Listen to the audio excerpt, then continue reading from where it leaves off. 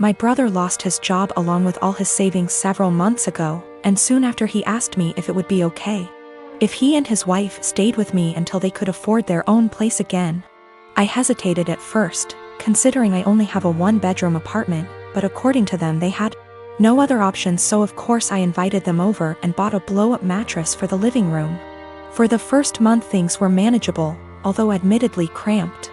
Then my brother told me that sleeping on the mattress was giving him back pains. So he asked if he could buy a small double bed for the living room. The living room is by far the biggest room I have, so I told him that would be fine as long as there was still room for my couch, TV, bookshelves.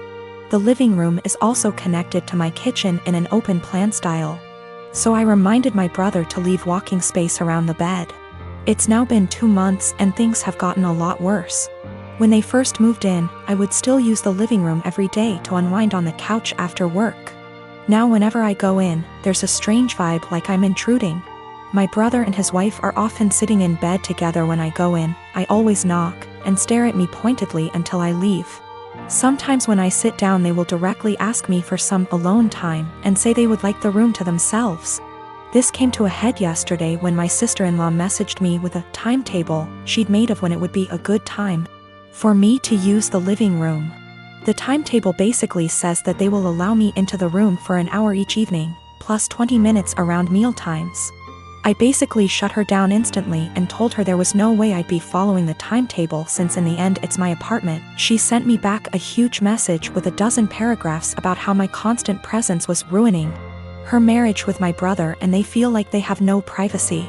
I tried to talk this over with my brother that night, but when I got home neither my brother //SIL were talking to me. So he's clearly just as pissed. Today an Amazon parcel arrived for my brother with a lock for the living room door, which I told him there's absolutely no way I will allow him to install. My brother says I'm creepy for wanting constant access to where they sleep and he's insisting on installing the lock anyway. My wife and I have a 2-year-old son and have been married for 4 years. Our anniversary was a month ago and we found a nice, secluded cabin on Airbnb and rented it out for a long weekend getaway. My wife asked her parents if they would be willing to watch our son and they agreed as long as we dropped him off at their house. That worked for us since it was on our way anyway. I was raised Lutheran and my wife was raised Catholic, but neither of us currently go to church and have not had our son baptized. My mother-in-law knows this and hates it. She thinks our son needs to be baptized or he will burn in hell. She's that kind of Catholic. So we go on our trip and when we pick up our son and ask how the weekend went, mother-in-law says everything went fine and that she has saved my son's soul from the devil. I ask her what she meant and she says she had our son baptized that morning at her church. I tried my best to keep my cool so I didn't scream at mother-in-law in front of my son, but I pretty much grabbed my son and left.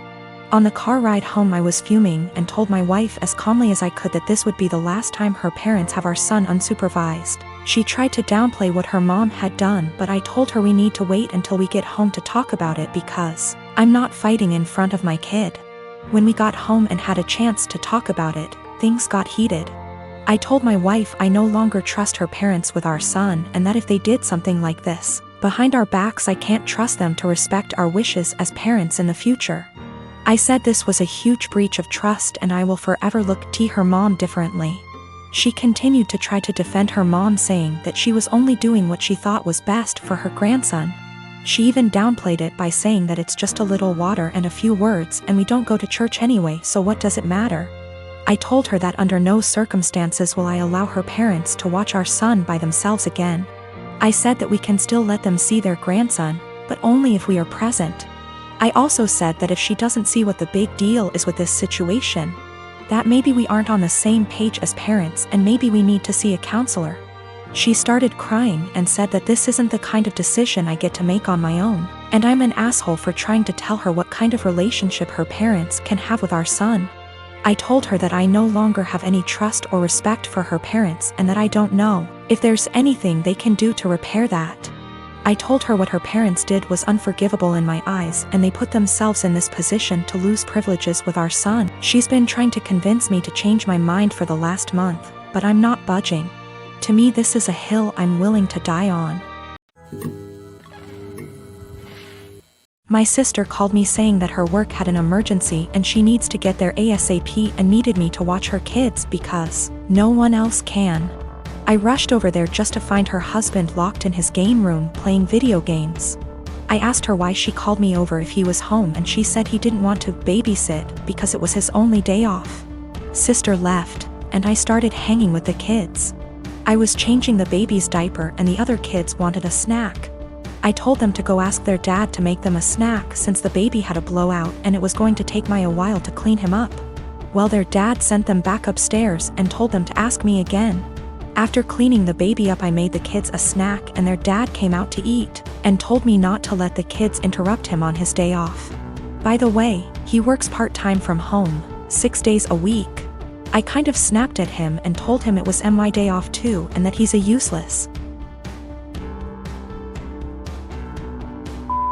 father and husband if his wife has to rely on her teenage sister rather than her own husband.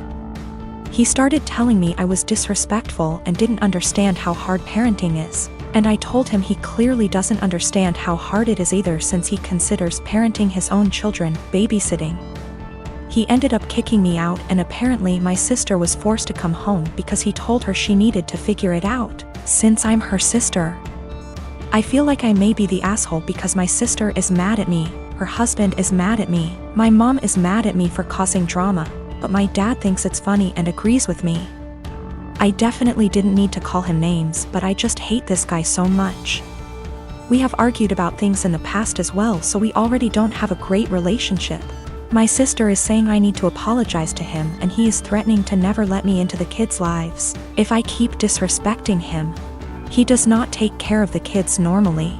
My sister takes them to daycare during the day and then picks them up on her way home. She is the breadwinner and the primary caretaker. I really love those kids and don't have an issue babysitting them. I love hanging out with them.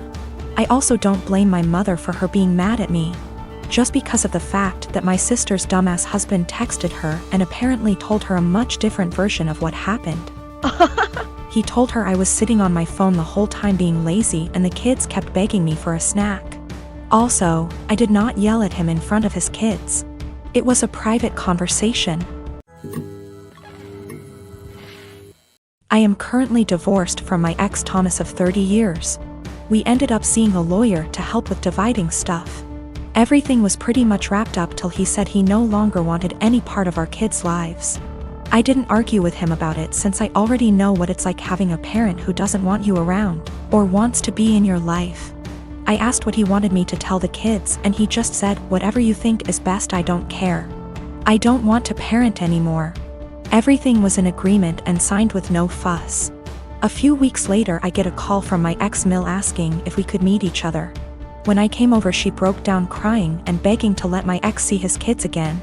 I was confused about what she meant because not once did he contact me after meeting the lawyer. She went on about how my ex said he really missed them and that I was just a petty B*TCH for taking full custody. Also that he was crying for days about it. I told her my version of events and she called it BS, saying her son wouldn't lie like that, especially not about his kids. Then I decided to call him in front of her. He didn't know she and I were meeting that day. I said, "Hey, has a soccer game in a few days," which he did, and I was wondering if you wanted to go? I know he'd really love it and be happy to see you. He instantly said no. I already said I'm not doing this anymore. I asked, "Well, how do you think this is going to affect Denise, his mom?" She is over the moon about them. He just said she loves me more than the kids, so I doubt this will be an issue for her. After a bit more talking, we finally hung up. Ex-Mill was straight-faced and nodded at everything that just happened. She asked me to leave and said we would be in touch.